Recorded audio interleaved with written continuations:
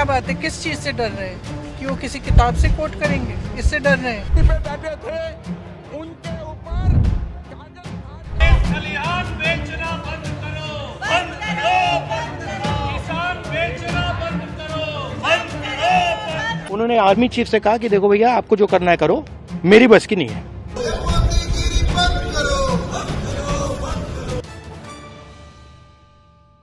नमस्कार, आदाब, सत श्री अकाल, जय भीम, जोहार। मेरा नाम है नवीन कुमार।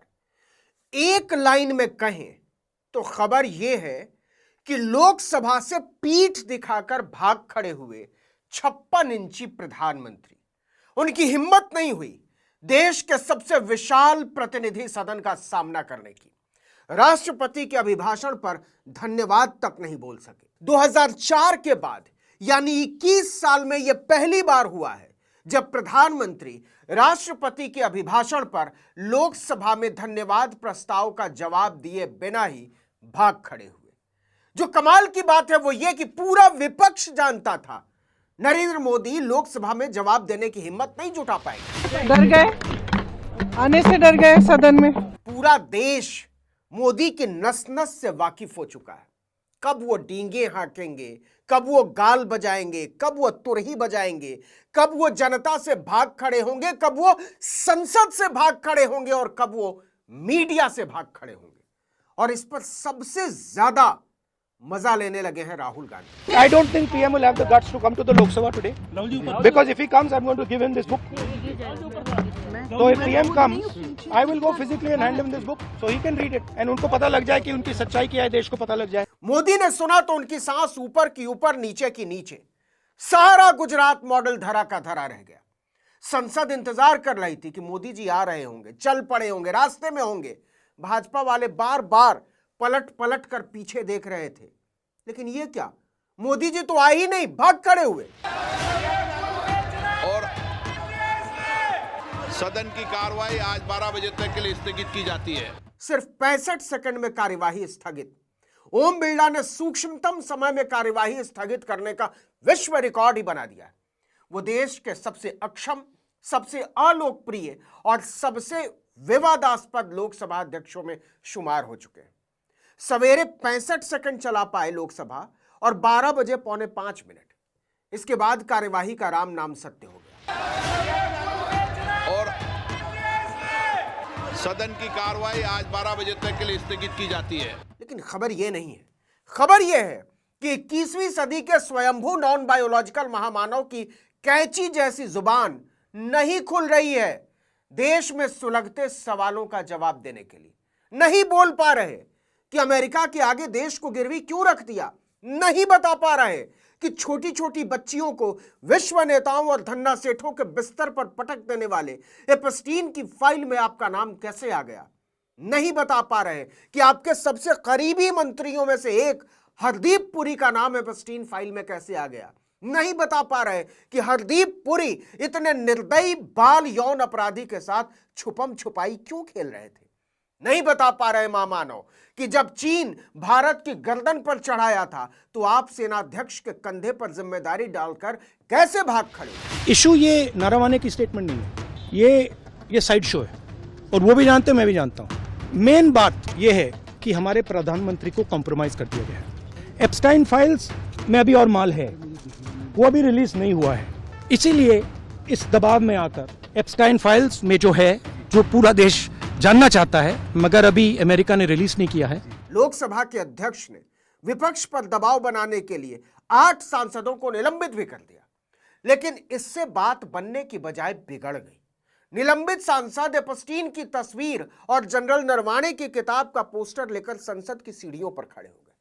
भाजपा के सांसदों और मंत्रियों ने भी एपस्टीन की तस्वीर के साथ नरेंद्र मोदी के नाम की किरचें उड़ती देखी।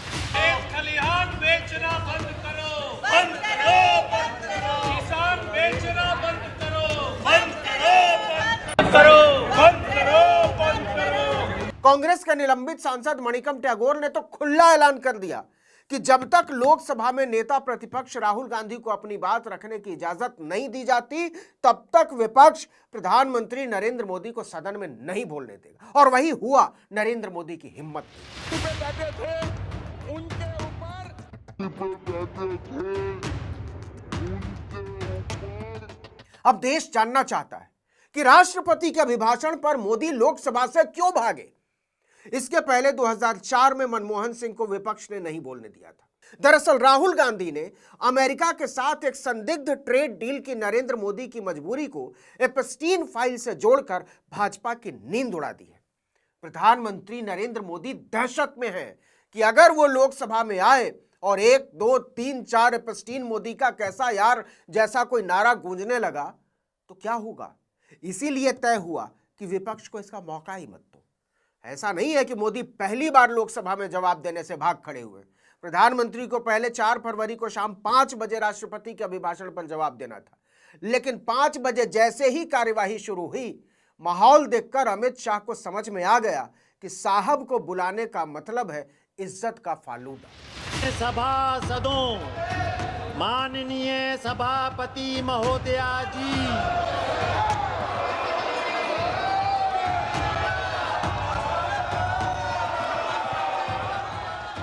लोकसभा में 4 फरवरी को शाम 5 बजे सदन की कार्यवाही शुरू होते ही विपक्ष की महिला सांसदों ने सत्ताधारी नेताओं की कुर्सियां घेर ली।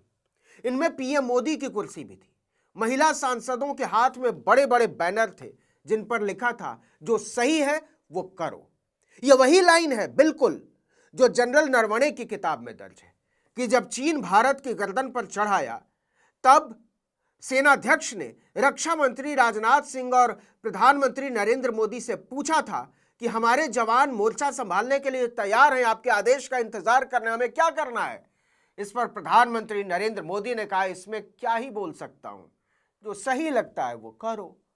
नरवणे ने लिखा है कि इस पर उन्होंने बहुत अकेला महसूस किया था, क्योंकि भारत का प्रधानमंत्री देश का सबसे बड़ा, सबसे संवेदनशील और सबसे साहसी फैसला लेने से भाग खड़ा हुआ था। इसको लेकर राहुल गांधी ने संसद के भीतर जिस तरह से मोर्चा संभाला, उसने मोदी, शाह और किरण रिजिजू को पानी पिला दिया। कि यहाँ पे नरवणे जी ने कहा है, नरवणे जी ने कहा है,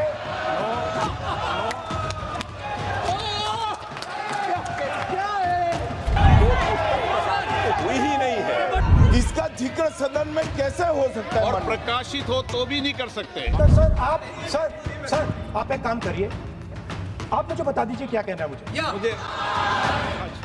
कभी राजनाथ सिंह खड़े होते तो कभी अमित शाह तो कभी किरण रिजिजू, लेकिन इस मुसलसल उठक बैठक के बावजूद नरेंद्र मोदी की हिम्मत नहीं हो सकी कि वो लोकसभा में आकर राष्ट्रपति के अभिभाषण का जवाब दे सके, शुक्रिया अदा कर सके। 4 फरवरी की शाम उन्होंने थोड़ी सी हिम्मत जुटाने की कोशिश की थी, लेकिन विपक्ष की महिला सांसदों के हंगामे के चलते प्रधानमंत्री ने लोकसभा का सामना करने से साफ इनकार कर दिया।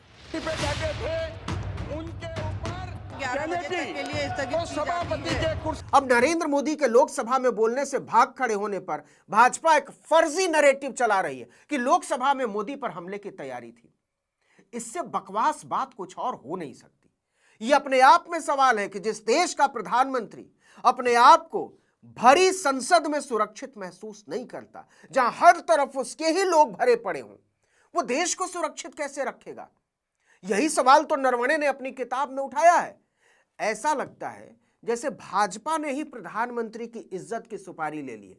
वो खुद अपने प्रधानमंत्री को कायर बता रही है और विपक्ष इस पर मजे ले रहा है कि मान गए ना, यही तो हम बोल रहे हैं, तो मिर्ची किस बात पर लगी है। इस वीडियो में इतना ही, लेकिन अगर आपने आर्टिकल 19 इंडिया को अब तक सब्सक्राइब नहीं किया है तो फौरन कर दीजिए, बेल आइकॉन दबाइए, घंटी जैसी आकृति लाइक कीजिए और कमेंट करके बताइए हमारा वीडियो आपको कैसा लगा। हमारा ट्विटर हैंडल है आर्टिकल 19_इंडिया और मेरा ट्विटर हैंडल है नवीन जर्नलिस्ट। नमस्कार।